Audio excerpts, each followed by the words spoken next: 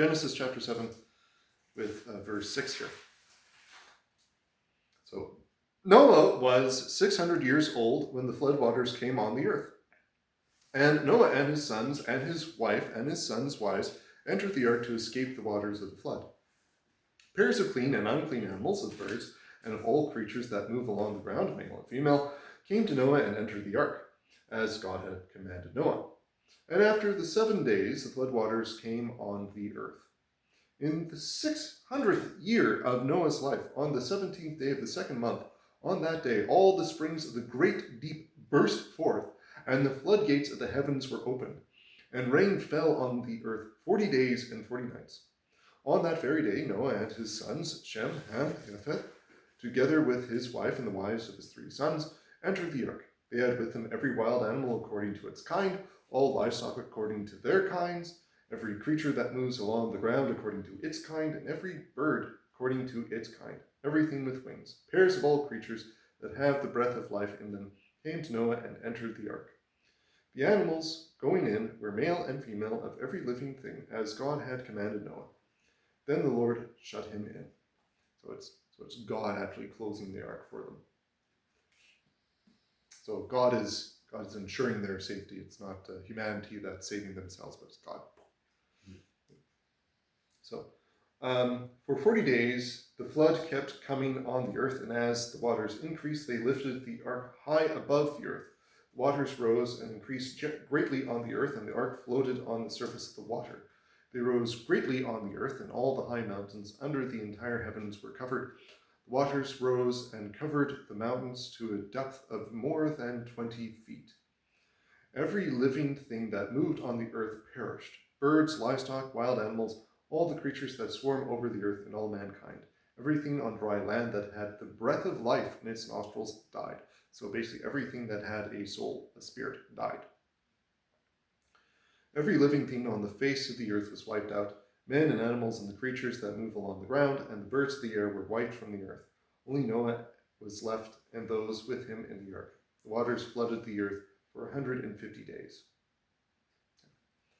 So I want to get to this, because if we're talking about flooding the whole earth, so I'm going to say, well, it's not a myth, this actually happened. So flooding the whole earth, how could this really happen? So how much water would there actually be needed in order to flood the entirety of the earth? And with all the environmental crises that keep getting blared at us, it's like, if all the polar ice melts, well then we'll lose a lot of land, but we'll still have a lot of land left. That's generally been the consensus, is that you still have, well, the vast majority of, like, maybe if you wouldn't have 70% of the world covered in water, but maybe you'd have 80%. Well, that's actually pretty high. But you still have a fair amount of land left. So where is all this water coming from in order to wipe off the face of the earth? Yep. It's also coming from the ground, so we're talking about aquifers, so all of the water that's under there, which is quite a sizable amount. Yes. So there's a couple different things going on here. As if we're talking about aquifers or just underground water tables in general.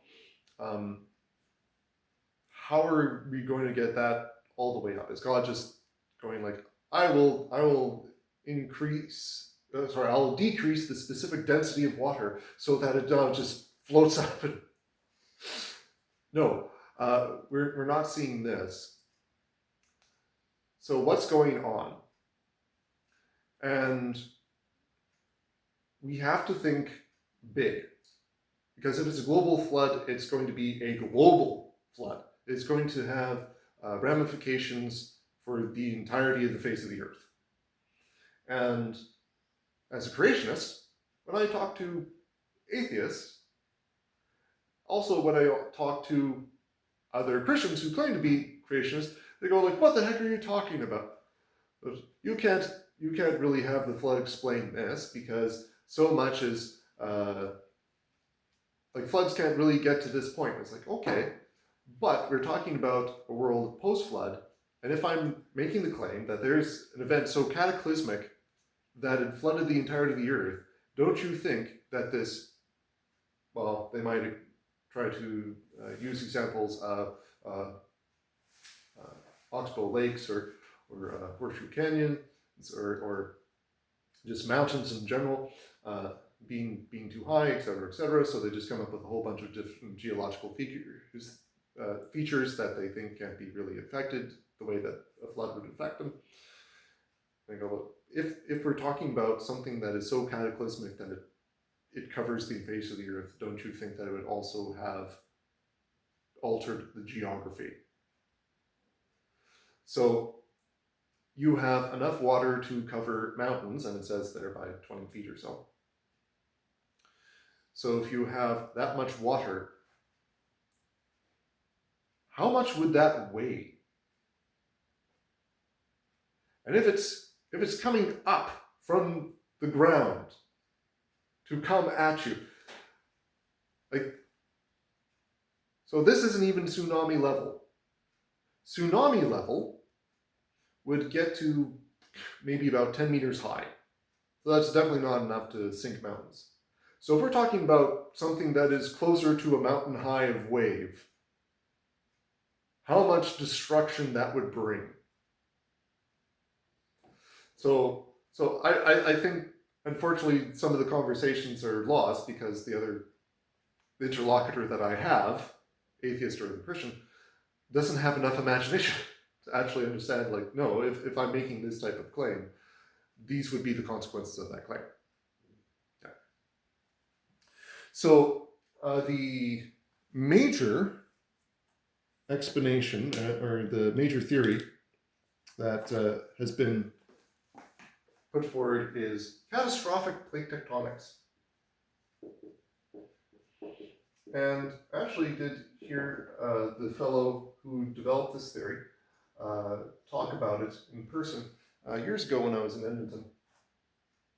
And he is actually a fairly well-renowned scientist in secular and in creationist circles. He even made a model of mapping out the mantle and crust of the earth that is used by many organizations today. And as he was explaining this, when I was hearing him speak, he was saying, like, yeah, the reason why he went to into his PhD program was to develop this to see if it could, to see if science could actually explain the flood. And that was back in the 70s, so people actually were willing to take a chance on that. Nowadays, if you're going like, I want to test this creationist theory, people just laugh you out of the office. But is John Gardner. Yeah. So catastrophic plate tectonics. So whereas normal plate tectonics, what you're saying is the world is like the crust of the earth, as you have the mantle, which is liquid rock, basically. On top of it is floating all these different plates of Earth's crust. And these will have different edges, they'll intersect, some plates are going under, some plates are going over, and where you have these, you have, say, volcanoes and earthquakes and other things like that. So these things, even when they're going very slow and they're going, these plates are moving about the size, how fast your fingernails are growing. Even very slow, they can still create, well, theoretically they created the mountains, theoretically they created volcanoes, and they're also causing earthquakes which can, like, level cities. So even very slowly, they have huge implications for the earth. So catastrophic plate tectonics is saying, well, what if there was a massive movement? Now, the idea is, since we're talking about like in the beginning, so you have the world, and this is still using plate tectonics theory. So you have the world, so it's water except for one supercontinent, Pangaea. I'll just make it somewhat oval instead of actually trying to draw what Pangaea is supposed to look like. So that'll take a while. It's theoretical. Yes, but it would explain quite a bit. So I'm still in favor of it. So when you have this,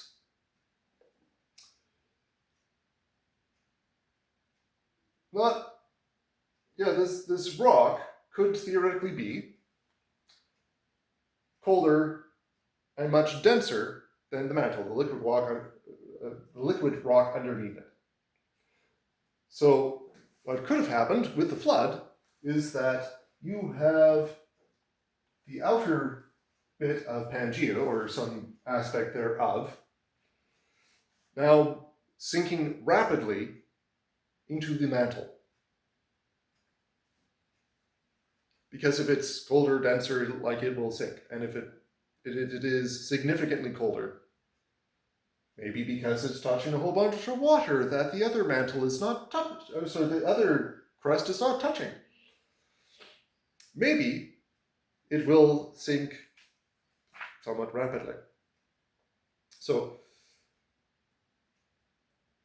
when you have that, it will massively change the face of the Earth, for one thing, so you have less continent to work with. But also, you now have the mantle, which is liquid rock, so it has to be extremely hot,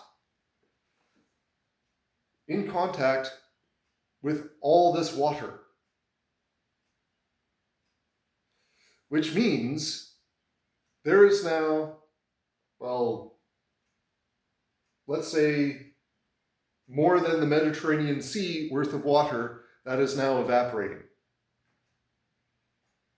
all at once.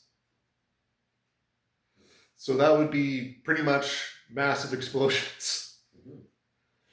So even if we're saying like Noah's kind of in the middle of this, guess what? You're still going to have rain, because all that water vapor that is now in the air, it will condense and it will start falling.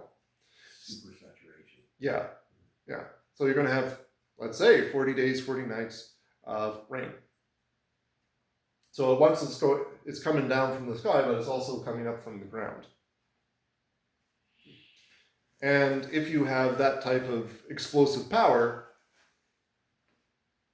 well, we know what an earthquake can do, but if you're now losing part of your supercontinent, this continent can fracture from the force. So this is also why I was like, oh, well, Pangaea makes sense if you're also going by this model. Mm-hmm. And to support this model, it's actually found that within the Earth's mantle, there's a significant portion of rock. So it's let's see, trying to. Oh, it doesn't say the amount of rock. I thought it did. I remember when I was in the talk with Baumgartner, like he was showing like on the model how much this actually was. So like there's a huge portion of the Earth's mantle which is kind of a colder blob. So it's about 3,000 Kelvin colder than the surrounding mantle, which makes no sense if it's been around for hundreds of thousands, if not hundreds of millions of years. So it would need to have been there relatively recently. Relatively. In geological terms, relatively is still like in the tens of thousands of years. But then again, like, yeah, that's still closer to young Earth creationism than a lot of other models.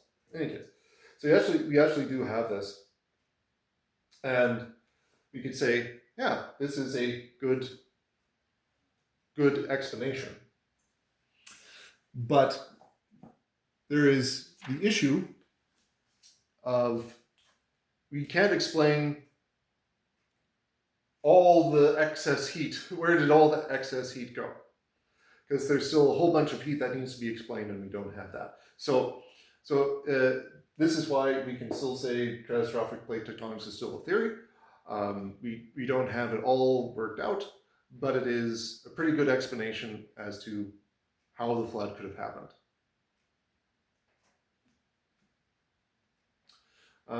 Consequences of the flood of a catastrophic worldwide nature would also mean that soil is basically moved all over.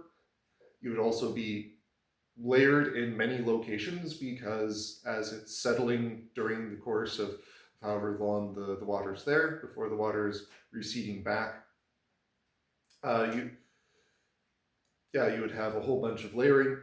You'd also have a whole bunch of organic material that gets suddenly buried, which means that you have flash fossilization. And people like to say, well, fossils take millions of years to develop. It's like, oh, yeah, sure, like that would be a perfectly adequate model, except how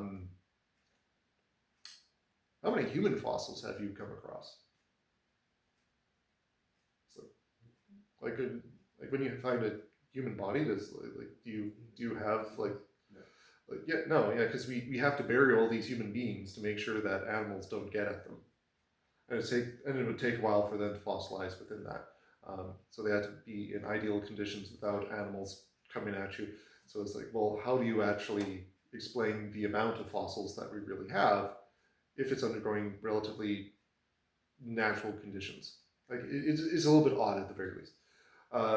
So what we can say is we've also found different geographical features and non-geographical features to experience very rapid change from a geological as well as from a fossilized point of view. Because you have, let's say, what was the name of the island again?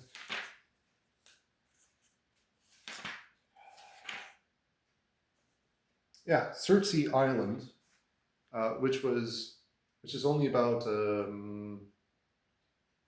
century and a half old, off of Iceland, and it's it seems to be extremely old from its geological features. It seems to be like thousands, if not tens of thousands, years old based on the features that it has, but it's in geological terms born yesterday. The other thing with let's say fossils is that you actually do find certain things being fossilized very rapidly. Like I've actually seen pictures of ladders that have the organic wood being replaced by minerals, and it's like, well, the ladder hasn't been around for millions of years, but it you could go further and further and further, but in general, the flood can explain quite a bit of phenomena in geology and other studies to explain why the Earth looks so old when the Bible says it's so young. Does that mean that every single one of these explanations can perfectly explain everything? No. So this is why we keep needing to do scientific studies of across the board and try to look at things very objectively. We can't do this with dogma. I also say that with regards to the people who are atheistically scientifically driven, because they're naturally predisposed to say, well, young Earth creationists are insane. It's like, well, every time you get a new model of how to do things, like that person who's developing the new model, they think that they're insane. And once that new model is accepted, they think everybody who held to it why would you bother believing in this? Yeah. So natural scientific progression does mean that your theories will be proven wrong. So why do we have to say absolutely everything related to this is wrong? Let's just keep working with the science and try to deal as factually as we can with all the data.